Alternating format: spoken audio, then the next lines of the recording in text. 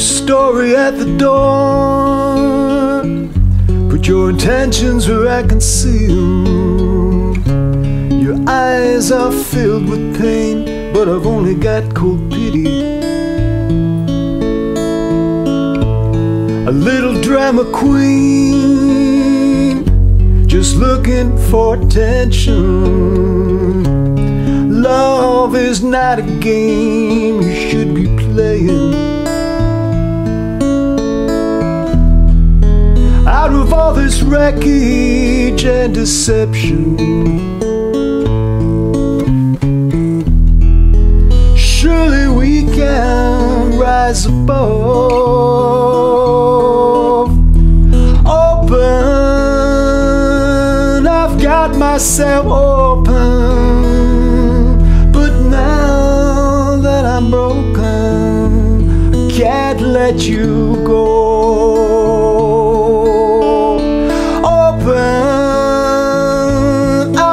Myself open. Now that I'm broken, I can't let you go. You're scared and it shows. Look at your reflection. Crocodile tears can't hide what's going on. Out of all this wreckage and illusion, surely we can rise above. Open, I've left myself open. Now that I'm broken, I can't let you go.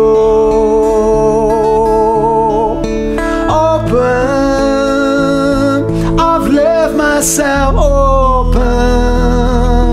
Now that I'm broken, I can't let you go. Who'll be the first to cave and give up their position? Hold me like a child, tell me that you love me. Or mean what you say, it's not gonna harm you. Darling, darling, darling, it's just something I got to say. Yeah. Oh, please forgive me, don't go away. Oh no, I still love you. I'm not gonna turn my back on you, no, no. Darling, darling, darling, it's better this way. Open, I've got myself open. Now that I'm broken, I can't let you go.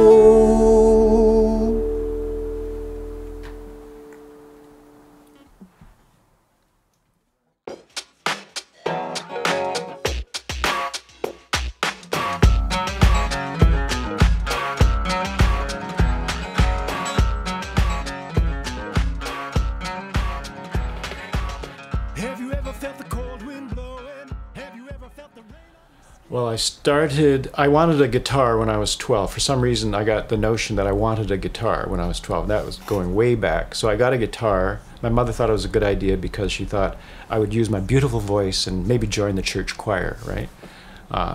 And for a couple of years, I was taking guitar lessons and things were going according to plan. But then I discovered rock and roll when I was 15. I went to summer camp, and a guy showed me how to play Dinosaur, which goes E, G, A, C, C, and you do that over and over, and it was like, whoa, that's how you play guitar, right? So that kind of unleashed the whole thing, and then the sex, or at least the kissing, and the drugs, the marijuana. What's the other thing? Oh, and the rock and roll, sex, drugs, and rock and roll. It all followed, it all fit together perfectly. And so and then music was, and starting a band was, how do you meet girls? How do you be popular in high school? Well, you start a band. So that's what that was about.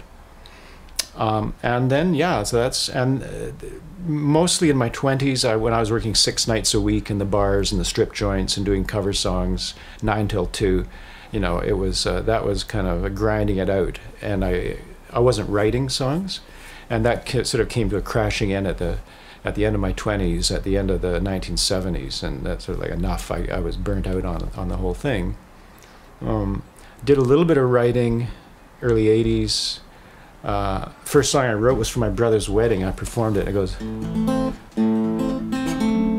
"No, I'm not certain, but I would like to try to find something we call perfect with you in the time of the evening sky." And then it's got a chorus, which is not a very good chorus, but it was a song that I finished and performed at my brother's wedding, and that was sort of a breakthrough, because up until then, nothing I was writing was good enough, so I could never finish anything. Then I did a little bit of writing in the late 80s, early 90s, writing and recording some songs. I got a Factor grant, actually, for a song then, Fire of Love. It was a very 80s sort of a... Tonight, to love, and so on. I got a Factor grant, and but then I went on hiatus for a number of years. I was not doing music. I was working straight job, raising family, doing all that. But in '94 is when I really when music really kicked in for me. Not '94, '04, sorry, 6, 7, 8 years ago, is when I said, right, clear the decks. Write songs, perform them. It was just what I wanted to do. How long? Well, I forget what the question was, but you could answer it in a number of ways. In one way, I started doing music 8 years ago, in the sense of writing, recording, getting better at the craft, you know, and doing it full time. The Catholics are delaying trips. I guess I haven't thought about that. Listeners. I don't really care what they know about me. It's if I'm delivering the song, I want them to connect with me through the song. I want the song, you know, I want to create that bubble. Whatever character I am in the song, whether it's me or a made-up character, I want that listener to go into that character and you know, that bubble. You know, I want to help create that bubble by my delivery, by my words, and I want them to get into it so that we're both there on that journey for that 3 or 4 minutes. And whatever that message that I'm delivering or that they're interpreting, maybe it's a whole different interpretation. That's the relationship I want with someone that's listening to my music. Miles Davis is holding notes. Oh, favorite food. Well, I just went out and got some fresh bread, really nice loaf. It's hard to find a good bakery in Yaletown, but there is an Italian deli, and they do sell loaves of bread. It's usually gone by, you know, mid-afternoon, but some nice crusty bread. It's not whole grain. I don't know how healthy it is, but it's really crusty and it's really hard to cut. And I put a little olive oil on it, and a slice of tomato and a slice of cheese, and that was what I just had for lunch. And so, I mean, that's what comes to mind. Just fresh, yeah. Okay, right on. Yeah. Well, I mean, music. I love how music can move me. As a writer of songs, I love that I'm privileged that I have that gift that I've developed of actually writing a song. It's amazing to, I don't, you know, like so many people, I don't know where they come from, at least the initial idea. And to have an idea, it's like an honor that's been given to me that I have. And so then it's my responsibility to develop that and make it better and better. And just write better and better. So I love the challenge of creating out of thin air something, you know, that exists separately once I've recorded it, and there it is. And I love the fact of making something truly valuable. That's the goal anyway, and have it come from nowhere. It's not like sculpting where you start with something you can pick up.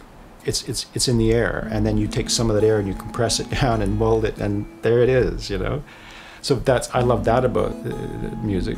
In terms of music in general, as a listener or someone that's participating, I guess I'm like anybody. I mean, you get the goosebumps, you get that thing in your soul when you hear a Jimmy Page riff or somebody, Lou Reed just sitting on one note or something, or Neil Young just wailing away. I mean, it's the power of it, and we're all getting it. I mean, everybody can like say, you just look at each other, you don't have to say anything, it's there. Drifting in the sky, playing hide and seek.